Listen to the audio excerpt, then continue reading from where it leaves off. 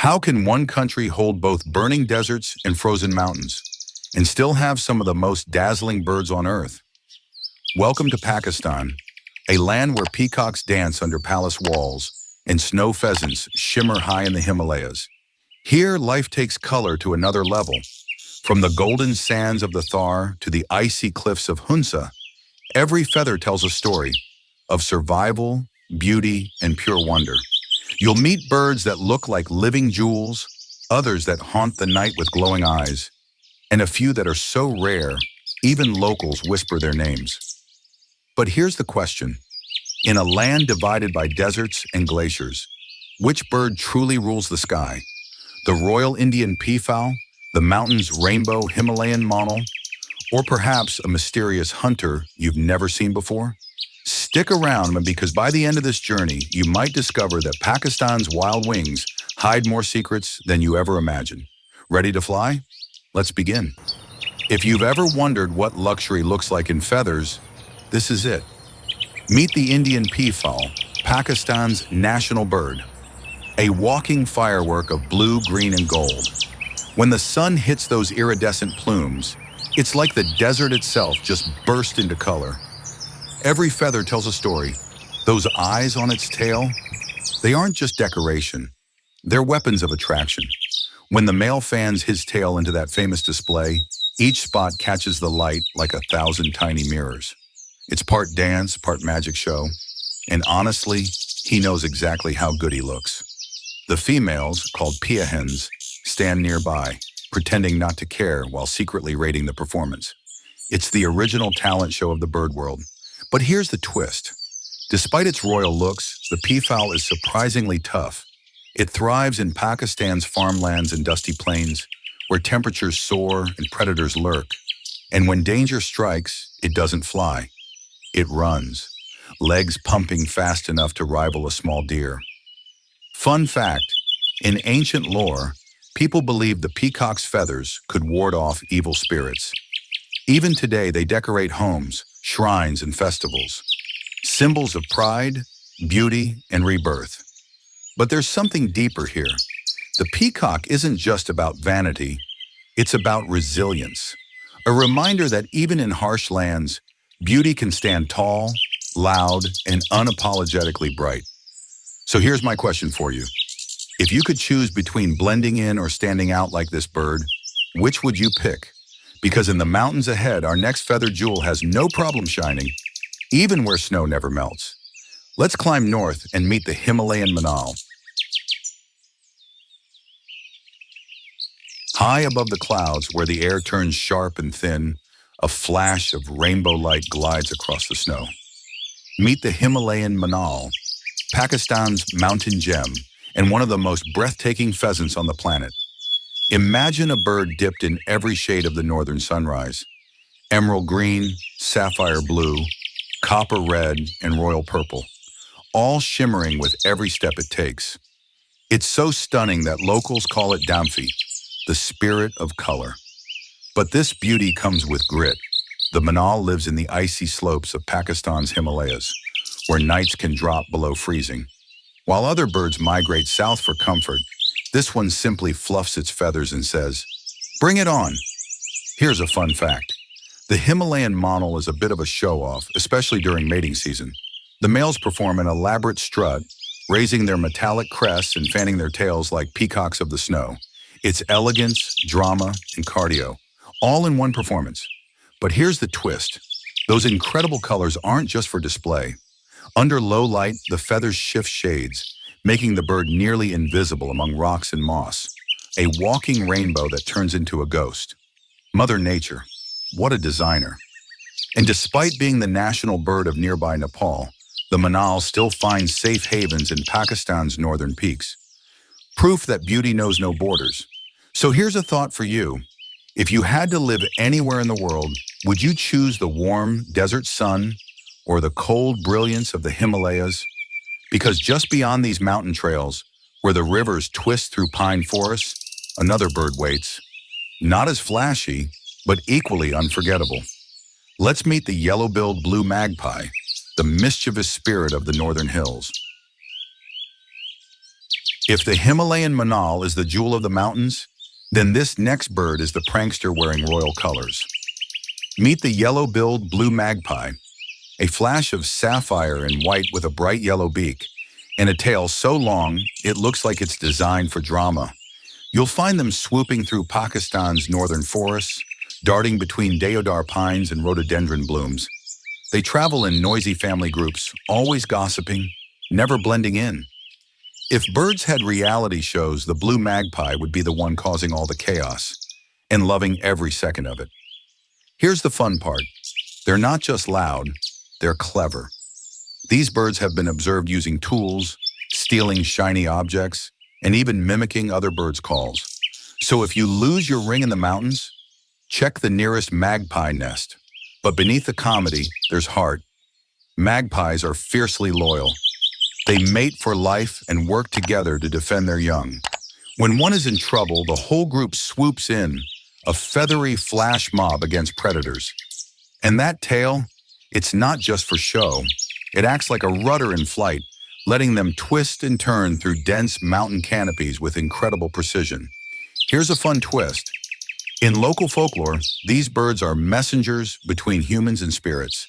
Their sudden chatter is said to predict the arrival of guests or news from afar. So next time you hear one shouting from the trees, maybe someone's thinking of you. So tell me, if you had to pick one trait from the magpie, would you choose its intelligence, its loyalty, or that flawless sense of style? Because as we move higher through the valleys, a new song begins to echo, soft, red, and full of mountain charm. Let's meet the warm-hearted Rufous Sibia. In the cool mist of Pakistan's northern hills, where clouds brush the treetops and the air smells like pine, a soft song drifts through the forest. That's the Rufous Sibia, a small bird with a big personality, rusty orange feathers, charcoal cap, and a voice that could out-sing half the forest at sunrise. You might think of it as the morning radio of the Himalayas.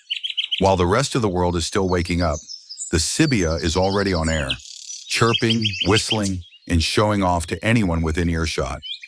But don't let that sweetness fool you.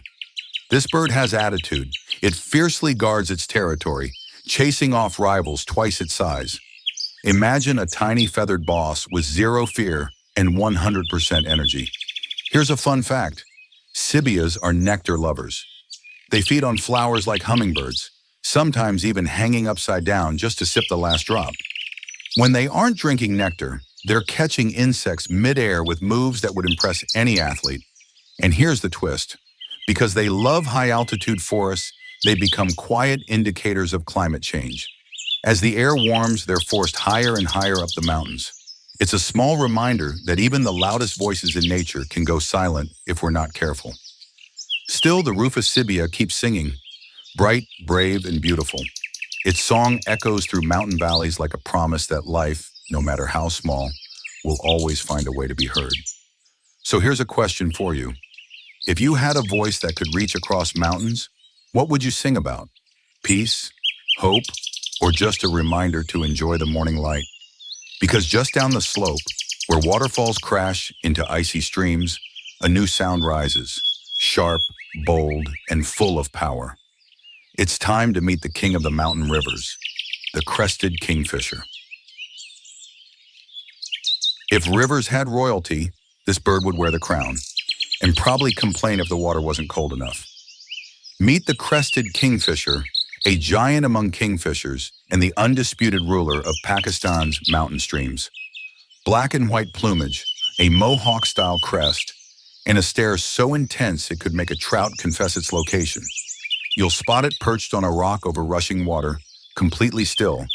Then suddenly, splash! It dives headfirst, disappearing in an instant. Seconds later, it bursts back out, fish wriggling in its beak. Dinner served.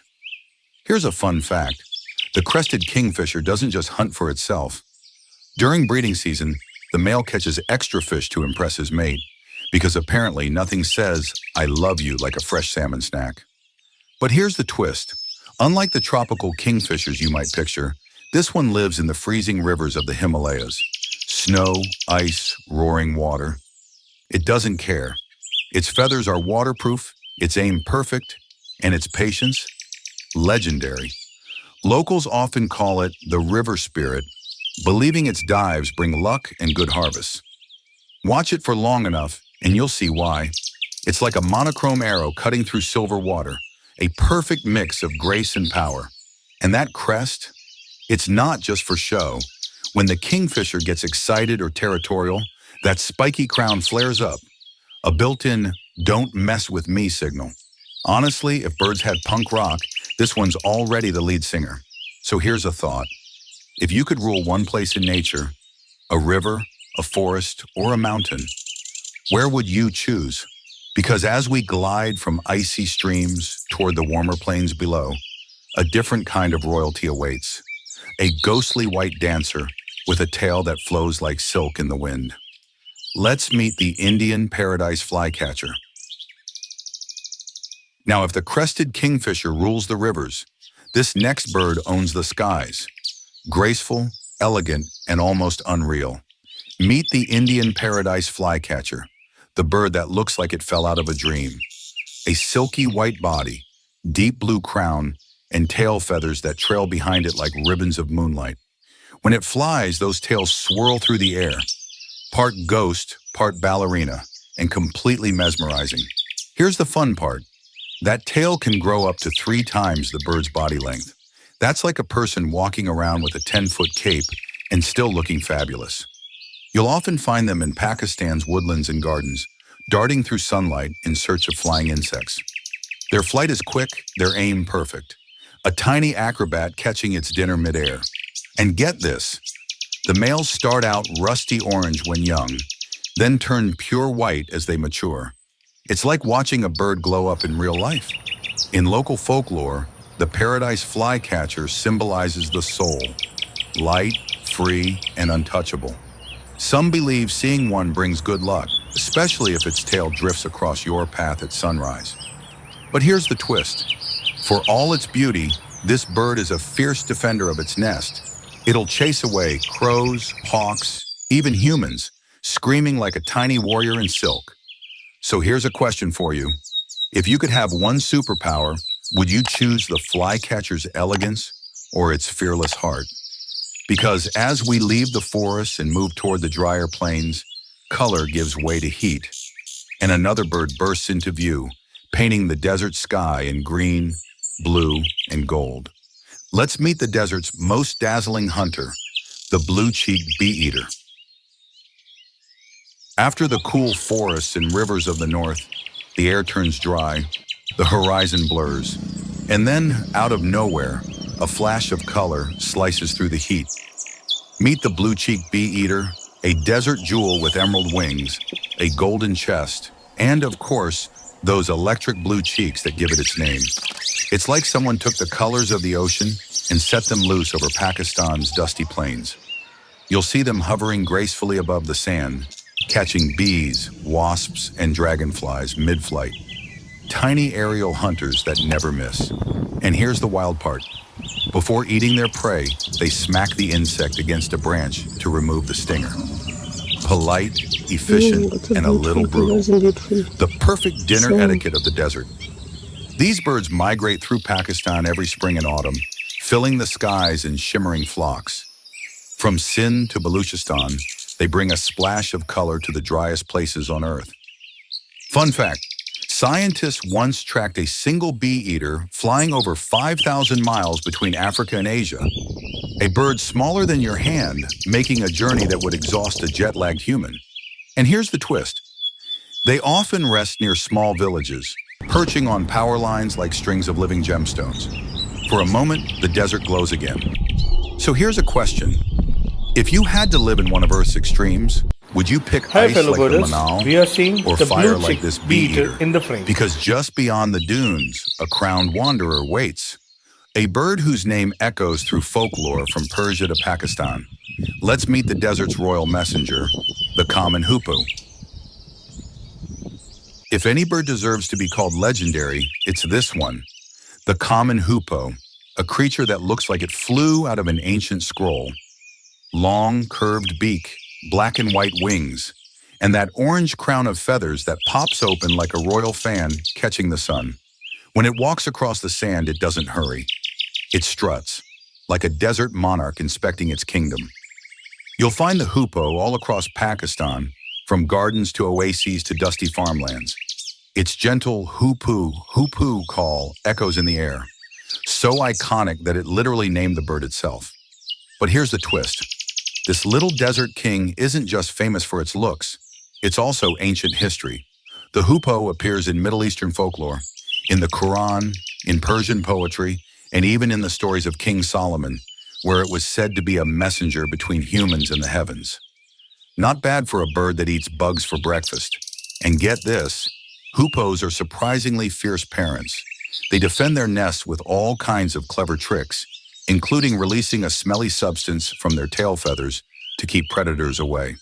A royal bird with a not-so-royal perfume. Here's a fun fact. They're incredible diggers.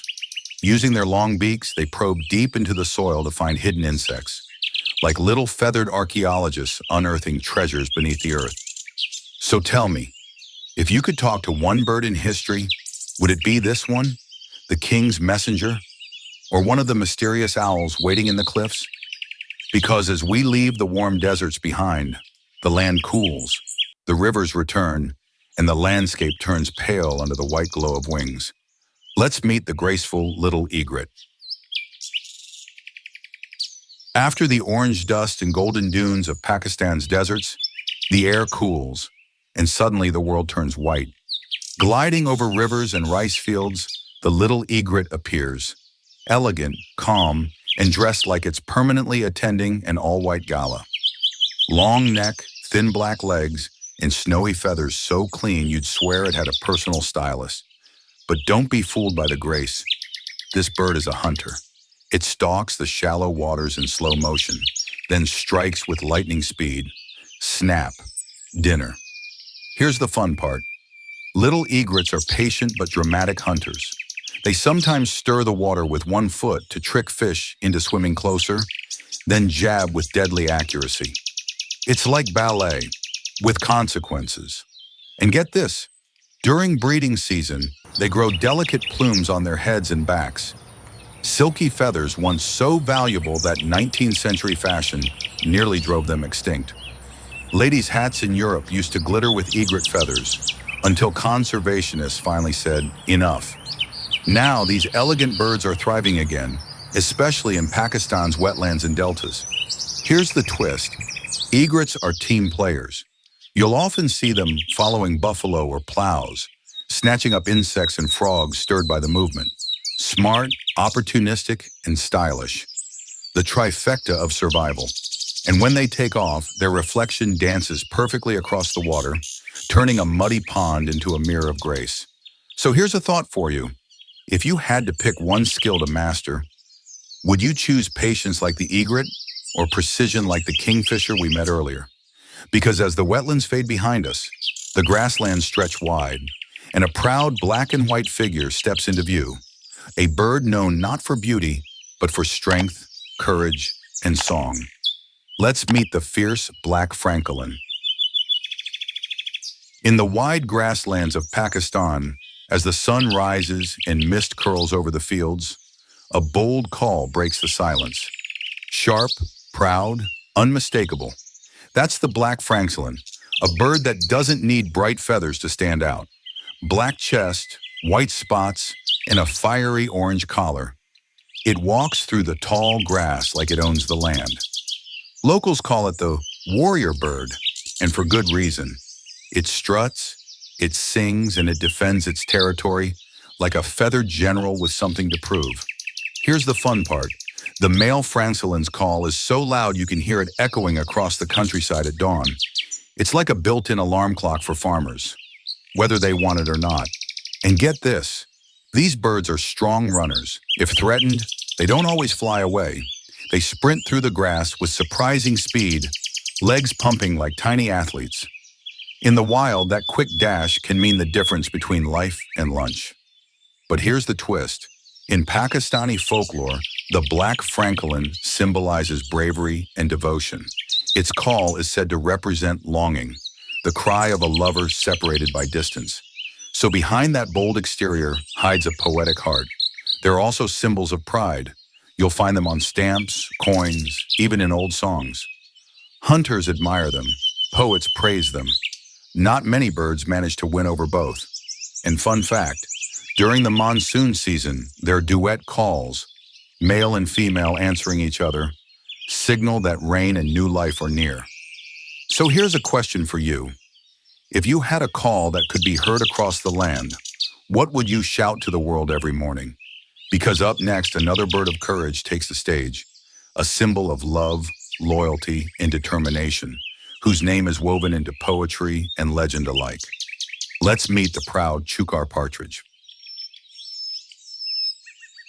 On the rocky hillsides of Pakistan, where the wind hums through dry grass and wild thyme, a familiar sound echoes. A rolling chuk-chuk-chukar that gave this bird its name. Meet the chukar partridge, Pakistan's national game bird, and a symbol woven deep into local poetry. Round body, soft gray feathers, and a bold black band that curves across its eyes like a warrior's mask. The chukar looks ready for both a duel and a dance. Here's the hook. This bird is everywhere in Pakistani culture. In folklore, it's known as the bird of love, said to be hopelessly enamored with the moon, forever gazing upward, chasing an impossible dream. Romantic? Yes. Practical? Not so much. But don't let the poetry fool you. The chukar is tough. It thrives in rugged terrain, scaling cliffs and dry ravines where few animals dare to wander. When danger strikes, it bolts uphill instead of down, because even gravity can't hold this bird back. Fun fact, these partridges form close-knit families. Parents lead their chicks in long lines through the scrub, teaching them how to find seeds and stay alert for predators. It's a beautiful sight. Tiny feet pattering in unison behind mom and dad. And here's the twist. The chukar is also a beloved symbol of pride and freedom. It appears on stamps, coins, even military emblems, a reminder that strength doesn't always roar. Sometimes it struts quietly up a mountainside. So tell me, would you rather be the dreamer chasing the moon or the fighter climbing mountains against the odds? Because as we leave the hills behind and step into the open skies, a darker shadow circles above. A survivor of another kind, one that cleans the land and commands respect. Let's meet the fierce and endangered red-headed vulture. High above Pakistan's dry plains, a dark silhouette rides the rising heat, its wings spread wide, casting a shadow that moves like a ghost over the land. That's the red-headed vulture, a bird once feared, now barely seen.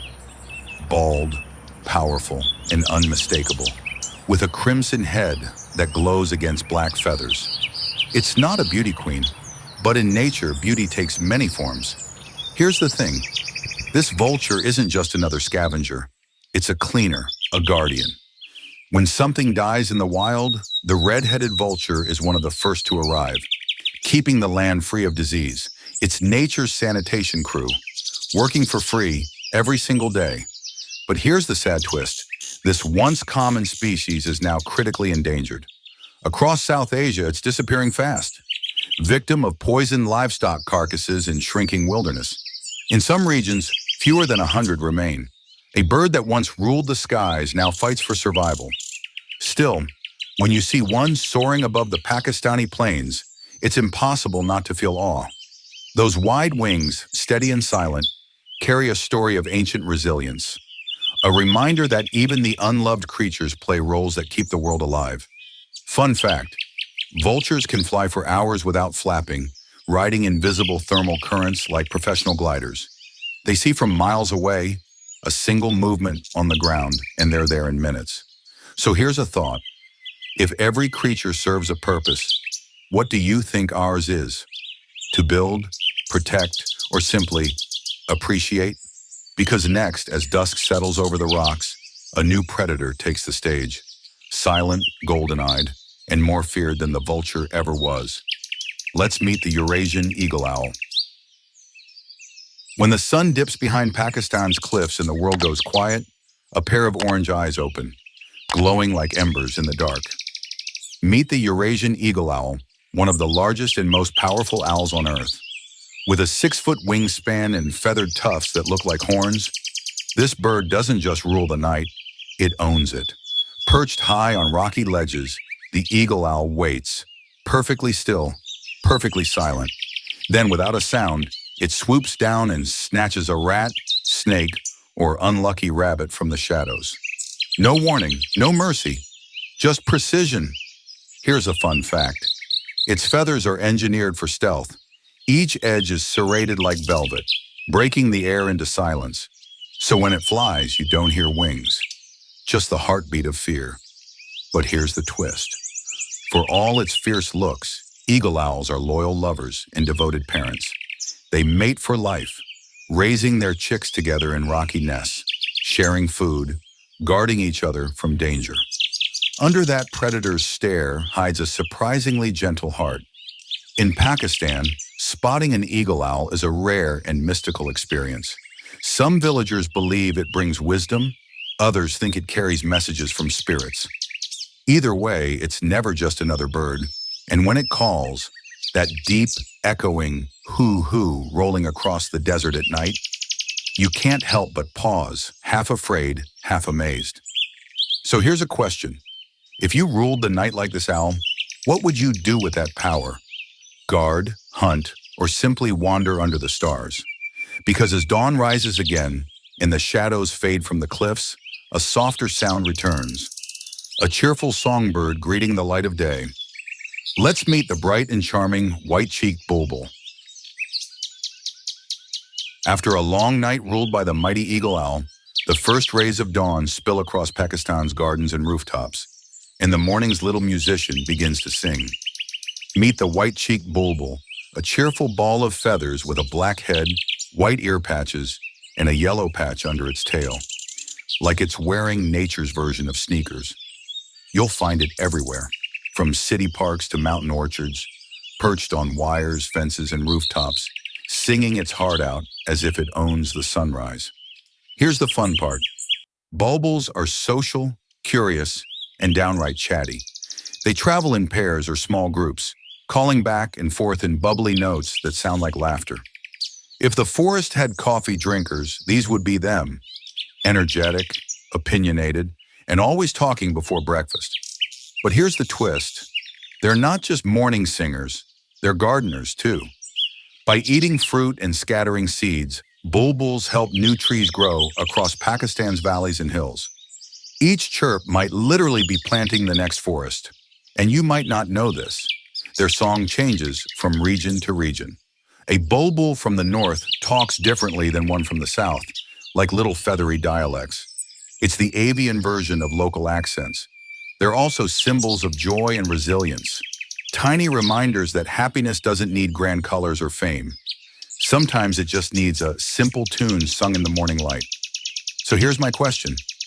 If your voice could brighten someone's day, would you use it every sunrise like the bulbul does? Because as the morning grows warmer and the city stirs to life, one final bird glides in. Soft gray wings, calm eyes, a universal symbol of peace found across the world. Let's end our journey with the gentle Eurasian collared dove. In the gentle calm of a Pakistani morning, as the last mist fades and the world turns gold, a soft coo-coo-coo drifts through the air. It's not loud, not dramatic, just peaceful. That's the Eurasian collared dove, a bird so simple and graceful, it feels like nature's deep breath. Soft gray feathers, a neat black collar around its neck, and eyes that always seem half lost in thought. You'll see them everywhere, on rooftops, village walls, date palms, and power lines. Quiet companions to daily life. And though they look ordinary, their story is anything but. Here's the twist. These doves are world travelers. Decades ago, they were native to South Asia. Then slowly and quietly, they spread, crossing continents, reaching Europe, Africa, even America. No fanfare, no migration in flocks, just steady, unstoppable flight. Now they're one of the most widespread birds on Earth.